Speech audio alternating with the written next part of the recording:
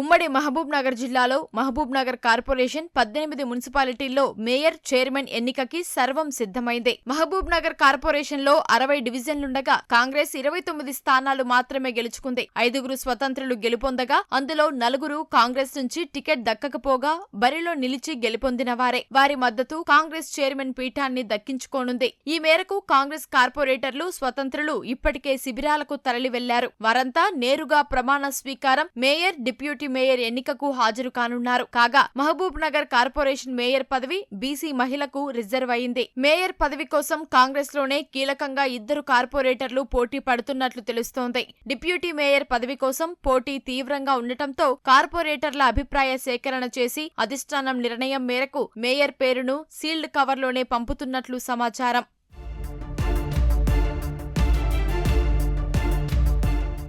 భూత్పూర్ మున్సిపాలిటీలో కాంగ్రెస్ కు స్పష్టమైన మెజారిటీ ఉంది. 8వ వార్డు నుంచి గెలుపొందిన బాల్కోటికి చైర్మన్ పదవి కట్టబెట్టనున్నట్లు తెలుస్తోంది. వైస్ చైర్మన్ ఎవరో సీల్డ్ కవర్లోనే నేడు ప్రకటించే అవకాశం కనిపిస్తోంది. దేవరకద్రలోనూ కాంగ్రెస్ 12 వార్డుల్లో 6 దక్కాయి. స్వతంత్ర అభ్యర్థి మద్దతుతో చైర్మన్ పదవిని అధికార కాంగ్రెస్ దక్కించుకోనుంది. బీసీ మహిళకు రిజర్వ్ అయిన చైర్మన్ స్థానం కౌన్సిలర్ దమయంతికి దక్కే అవకాశం ఉంది. నారాయణపేట మున్సిపాలిటీ జనరల్ మహిళకు రిజర్వ్ అయింది. అక్కడ 24 వార్డు భాజపా 11 గెలుచుకుంది. స్వతంత్ర అభ్యర్థి ఒకరు భాజపాలో చేరడంతో ఆ పార్టీ బలం 12కి పెరిగింది. మహబూబ్ నగర్ ఎంపీ డీకే అరుణ ఓటుతో చైర్మన్ పీఠాన్ని భాజపా కైవసం చేసుకోనుంది. చైర్మన్ పదవి ఎవరికి దక్కనుందో అధిష్టానం నిర్ణయించనుంది. కాంగ్రెస్ 7 వార్డులు గెలుచుకుంది. భారాస 2 కౌన్సిలర్లు, 2 ఎంఐఎం, మరొకరు ఆల్ ఇండియా ఫార్వర్డ్ బ్లాక్ కౌన్సిలర్లు జట్టు కడితే కాంగ్రెస్ బలం 12కు చేరుతుంది. Ex officio సభ్యురాలిగా Narayanpet MLA Parnika Reddy vote వేస్తే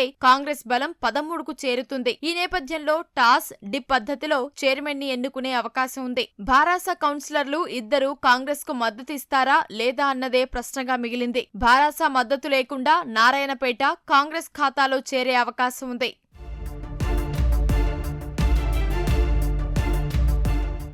మక్తల్లో కాంగ్రెస్ కి స్పష్టమైన మెజారిటీ ఉంది. బీసీ సామాజిక వర్గం నుంచి 4, జనరల్ నుంచి 2 చైర్మన్ పదవి కోసం పోటీ పడుతున్నారు. ఎవరిని పదవి వరించనుందో చైర్మన్ ఎన్నిక సమయంలో తేలనుంది. కోస్గిలో కాంగ్రెస్ క్లీన్ స్వీప్ చేసింది. చైర్మన్ గా నాగులపల్లి నరేందర్ ప్రమాణ స్వీకారం చేయనున్నట్లు తెలుస్తోంది. మద్దూరులో హస్తం పార్టీకి స్పష్టమైన ఆధిక్యం ఉంది. పోటీ తీవ్రంగా ఉన్నందున చైర్మన్ ఎవరో ఇవాళే వెల్లడి కానుంది. నాగర్ కర్నూల్, కల్వకుర్తి, కొల్లాపూర్లో కాంగ్రెస్ చైర్మన్ ఎంపిక ప్రక్రియ దాదాపుగా పూర్తయింది. పేర్లు చైర్మన్ ఎంపిక సందర్భంగా వెల్లడించే అవకాశం ఉంది. కల్వకుర్తి చైర్మన్ భృంగి రత్నమాల ప్రమాణ స్వీకారం చేయనున్నట్లు తెలుస్తోంది.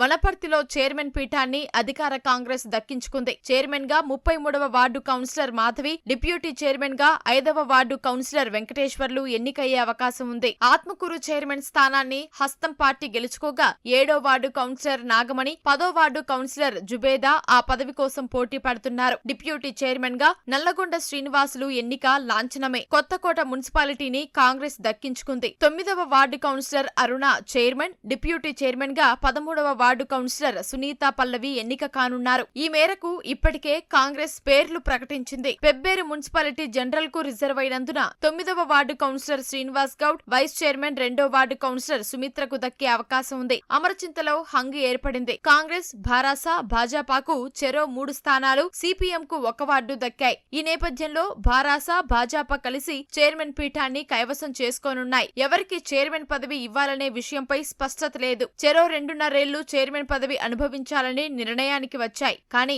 ఎవరు ముందు ఆ పదవిని చేపట్టాలన్నది సమస్యగా మారింది. మంత్రి వాకిటి శ్రీహరి సైతం ఎక్స్ అఫీషియో సభ్యునిగా అక్కడే ఓటు నమోదు చేసుకున్నారు. కాంగ్రెస్, సిపిఎం, మంత్రి ఓటు కలిసినా ఆధిక్యం రాదు. ఎవరు చైర్మన్ పీఠాన్ని అధిరోహిస్తారో వేచి చూడాల్సిందే.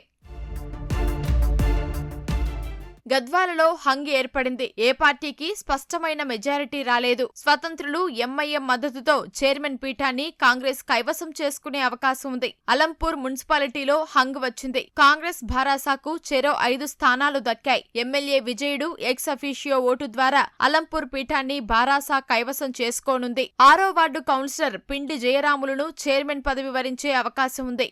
ఐజలో భారాసాకు స్పష్టమైన మెజారిటీ ఉంది. Bharasa councillor CM Suresh Venkatesh chairman పదవిని దక్కించుకోనున్నారు. వడ్డేపల్లి మున్సిపాలిటీని ఆల్ ఇండియా ఫార్వర్డ్ బ్లాక్ చేజిక్కించుకుంది. చైర్మన్ స్థానం కోసం 5వ వార్డు కౌన్సిలర్ యుగంధర్ రెడ్డి, 4వ వార్డు కౌన్సిలర్ మంజుల పోటీ పడుతున్నారు.